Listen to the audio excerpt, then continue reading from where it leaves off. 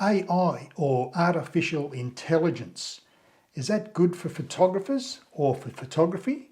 Well, those answers and more coming up in this week's video here at Sniper Photography. Just like to offer a big shout out to Touchdown Digital, the sponsor of this week's video. Hi, my name's Glenn Selman and you're watching Sniper Photography. Thank you for joining me here today. It's a pleasure to have you all.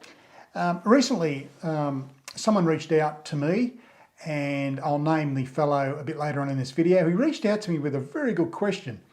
He asked me, would I do a video on AI, or my thoughts on AI, artificial intelligence, towards photography and photographers. And it got me thinking, what a great question. I mean, we don't often, as photographers, real photographers, we obviously think about it to a point where we think it's detrimental to photography. So during this video, I'll be putting up 3 or 4 slides and talking about why I think AI is good in some respects and not so good in others. Now, the elephant in the room obviously is images that aren't real or don't look real. And there are plenty of them there, and they're usually put out there for people to see, that by people that aren't photographers. They're just not, right? Let's clear that up. But on the other hand, if you're a dedicated photographer and that you shoot in RAW and you edit your images, well, I'm here to say you've been using AI for some time. AI, or artificial intelligence, has been with us for many years. Let's look at the editing programs. Let's have a look at Lightroom Photoshop, Topaz AI, Helicon Focus Stack, Zareen Focus Stack, Snapseed, and all the other platforms that you can edit photographs or images with. Well, I'm here to tell you that's AI. So we've been using AI, or artificial intelligence, for some time. It's just until probably the last 2 or 3 years that AI has now become visible to people. In other words, the threat of people losing their jobs or employment because AI has replaced them. And yes, that is happening now, and it will happen in the future. But let's talk about photography and why I think AI can be dangerous in the wrong hands, so to speak. I think when you see images that have been doctored through AI, and if you're a photographer of any standing, you should have the ability to pick whether it's an AI generated image or not. Now, some of the images I see that are done through AI are just appalling. They're just rubbish, quite frankly. Then there are others that have the slight tweaks. Now, I don't mind them. Now, for argument's sake, I use AI.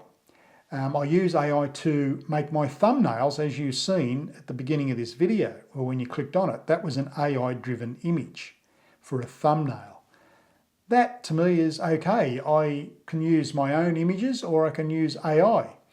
I tend to use AI for thumbnails because it's quicker, so that's one benefit for me. Now, when it comes to manipulation of images, as I said, we've been doing it for years if you edit your own photographs. And it comes to a point where you lose reality, and then it goes into not so real. It's a very fine line here we're talking about. Now, the benefits of AI, and I'll put this slide up. Naturally, you've got fast editing like Lightroom, Photoshop, Lumino Neo. You've got all these things that are available to us, and that's AI-generated sites. Like here, I use that, and I use Helicon Focus Stack when I focus stack macro images, because that technology is available. Is it cheating? Not really, because when I do a stack, I can take 30 and 40 images, moving at 0.1 of a millimetre on a rail. Then I've got to merge them together. So there's a bit of skill involved in the beginning of the photographic process. It's only when you put it into Helicon Focus that AI takes over. So to me, that's fine. It's the same with Lightroom Photoshop. That's fine. So it gives you a lot of benefits, especially in the editing. So keeping in mind, AI has been here for some time. It's not new. Better accessibility to people. People that don't have big computers like we have and editing programs, they might have a mobile phone. Well, AI has a generated AI app and it's on the phone, and they can access that quite easily just on their phone. So that's a good thing for those people. You've got creative expansion. Now, creative expansion allows to upscale or experiment with images, which I particularly don't like, but it is beneficial to some people. There's benefits, there's cons and pros in this. Smart shooting assist, you've got autofocus with AI subject tracking. That's in our cameras. So our new model cameras have AI capabilities. So we are surrounded by AI. Whether you like it or not, it is here and it's here to stay. The workflow efficiency, you can select culling tools, you can delete images, then you can bring them back. So there's a lot of flaws for AI. Now, then you've got the not so good, and the not so good is pretty hard. It's pretty in your face, and I'll explain that. I'll put that slide up now. Loss of authenticity.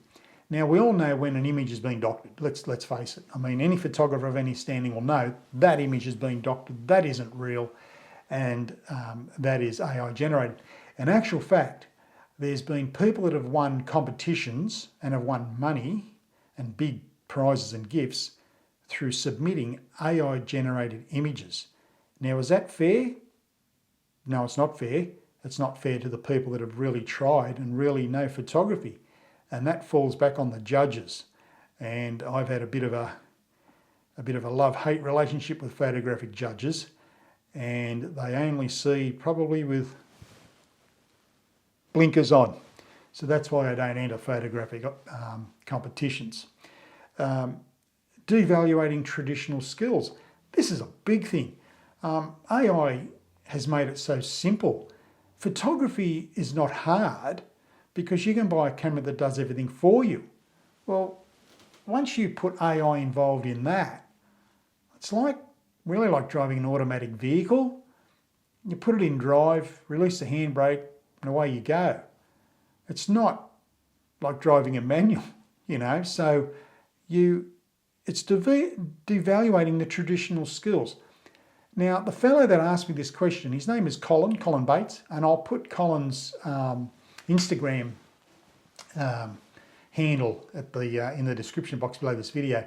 Colin is a fantastic black and white photographer. He has been in it probably for as long as me, from what I know. And I hope you're enjoying this video. Colin, please keep going with it. And he's a very, very good black and white photographer. But for Colin to ask me this question, he's obviously been thinking about it, and probably the damage that's being done to photographers' skill level. And that's what it says here, devaluating traditional skills. AI has degraded or eroded photography skills, because before the AI thing appeared for everyone to find out, photography was being butchered anyway through the ease of cameras doing everything for everybody. And AI on top of that, artificial intelligence, has made it so much more easy. Has the skill gone out of photography? 100%. It's gone. And there's a handful of photographers out there that are really good photographers, and I appreciate their skills. And my words to them people are, keep going. Don't let AI disrupt your workflow or your mindset when it comes to your photography. Ethical concerns. This is where AI is no good. You can change people's faces. There's been people hauled into court because they've done that. They've been sued. This is probably getting away a little bit from photography. But then you've got filters, unrealistic standards. YouTube, full credit to YouTube, have now, when I put a video up, they ask me various questions. Has anything been doctored in this video? And naturally I say no. But there are people out there that do this, and YouTube has got onto it, so which is full credit to YouTube. Thank you very much to YouTube. Then you've got the homogenization and style, and what that is, that's a popular generated look where there's a lot of saturated colours. Just get on the Facebook pages of these groups and have a look. They really are just sickening, to be quite honest. It's not photography, basically. When someone goes to an AI platform on their computer, like an app, or they download Chat GPT, which is just phenomenal, really. I've got friends that are doctors and neurosurgeons and people like that, and they use it. They use it. So, which is good. AI is great for lots of things, and it's also not very good for a lot of other things like photography. I don't believe taking away the Lightroom Photoshop thing and good editing programs, AI has it's done a lot of damage to photography like mobile phones or cell phones have. So if you're thinking about using AI for your photography, I suggest you think about what you've got and what you want to do. Now, probably in summary, and I'll put that up now, the AI benefits is the speed of it. We know that the editing programs we use are very, very good, and you get efficiency and better results. The AI drawback, though, is over-editing and loss of realism. This is the big thing, the loss of realism with our photography. When you see an image, you think, my God, this is rubbish. Someone's done this. And I know photography is subjective, but this has gone beyond stupidity, to be quite honest. Learning AI benefits, it's easy access for beginners, but the downside is that AI eliminates the manual techniques of photography, and that is bad. That's no good. Seriously, I know you can buy cameras that you can do everything with. I've had people come to my workshops and they automatically shoot on auto. Everything's on auto. It's not until I show them aperture priority or shutter priority, shooting in manual, they start to realise that the thing they've purchased is quite good. They can learn with the equipment they have. So it's fewer people learning the manual techniques of photography, and we all know what they are. Style and creativity is another one, expands possibilities, we know that. But the AI drawback is it can lead to generic styles like, just the same, everything looks the same, and I don't think that's a good thing either. Career impact, this is the big thing. If, say you're a wedding photographer, which I was years ago, or I'm still a commercial photographer today, with my commercial photography, the only AI tools I use is my editing programs. I don't add or detract people's faces. I don't make them look like models, or I take it as it is, and then I do my slight tweaks on an AI platform like Topaz AI, Lightroom, Photoshop, Adobe, and other platforms. So it speeds up the workflow, but it also, and this is a huge thing for commercial photographers like me, that it threatens some photography jobs. The work that I do is for corporations, big corporations, and when you driving along a highway, you see billboards, that's my work. You also see catalogues, you jump on any of the websites of companies, and especially in Australia, you'll see that's a lot of my work. Am I using AI to generate that? No, only through editing. And editing, I mean raising contrast. The highlights might be too much at the time, so I bring them down. But that's the only manipulation of AI with AI capabilities that I use. So it's not really threatening my job. I suppose I'm lucky in a way that I'm coming into an era where I'm looking at retiring in the next 2 to 3 years. And that will put an end to my livelihood. So is AI hurting me when I'm out there earning a living for photography? At this stage, it isn't. But in the future, people that are just going into professional photography, you need to really start to think about your photographic education and to encompass AI technology into your workflow where it can protect you from not losing work. That's the thing now that commercial photographers are facing. How do they involve themselves with AI technology without losing their job? That is probably, for the commercial sector or the professional photographer, I think that's a big thing. Ethics enables accessibility and fixes for people. But it does, the downside to AI really is the drawbacks, and it raises truth. Is that image real or not? You shouldn't have to look at an image and think, well, is that real or is it fake? We shouldn't be thinking about photography in that way. I find now, over the last 5 to maybe 8 years, I'm very wary of what I'm looking at, especially in the last 2 to 3 years, since AI has now become visible to people, even though it's been here for years. And the only reason why AI has been brought to the surface is because people are losing their jobs in the corporate sector, computer work, graphic designers, all these people that are losing their jobs because AI's taken over. And that's the only reason why we all know about it now. But good photographers have known about AI for many years. But so it threatens the trust and copyright issues. You know, you can download an image on ChatGPT and say, I want a photograph of the Blue Mountains, and it'll almost be identical to the one that I've taken. And that is a threat to us photographers. So I think with these slides that I'm putting up, I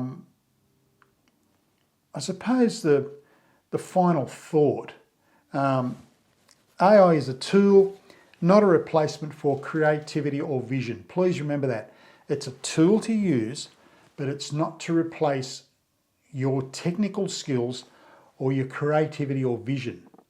Now, Colin, who asked me this question, I've seen his photographs and they're very thought-provoking. He does a lot of black and white and they're very good to look at. And I suggest you have a look at his work on Instagram, and as I said, you'll see the link down below. But I appreciate Colin asking that question.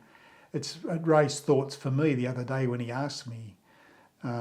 So yeah, it's good when it enhances your ability to tell stories or express ideas, but it's bad. AI is bad when it replaces skill or honesty. Let's face it, it's bad when it replaces that. I mean, photography is an art. And yes, behind me here is a tool called a computer which has AI programs on it for my photography. But it will never ever replace my skill level, and it will never ever replace or damage my creativity when it comes to photography. But I'm here to tell you now, I do use AI through my editing, like a lot of good photographers, but I also use it for little things like thumbnails for my YouTube video. And you'll like this one here today, and quite a few more coming up. But my thoughts on AI is that, yes, it's here to stay.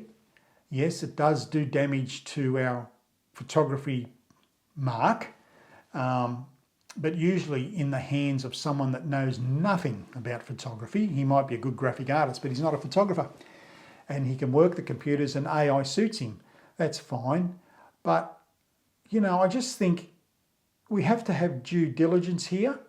Let's not crush the AI thing here. Let's not crush it. It's like when I went from film to digital, I thought, oh, this is going to be no good, we're finished. But I've embraced the digital world like lots of other photographers that come through the film days, like Colin did, the fellow that asked me this question for this video. So let's not dismiss the AI, but use it to your benefit to where it will help you increase your skill level and your creativity. So AI is here to stay. Do not dismiss it, but use it wisely, be very careful with it, and have some fun with it. So I hope, Colin, that answers the question for you. That's my thoughts on AI. As I said, you'll see I've been putting slides up as I'm talking to you. It's a very interesting subject, this, and I really, really happy that Colin reached out for me to do this video. So let me know what you think about this. Do you use AI? Have you thought about AI? Do you think AI is damaging photography or damaging photographers, or it's an irritation for us? Please put your comments down below. I'd love to read them. I love reading them, and I always get back to you, as you know. So that's it for another episode of Sniper Photography. A very good subject, and as I always say, be nice to yourself, family and friends, but most of all, you keep shooting. Keep smiling. Bye for now.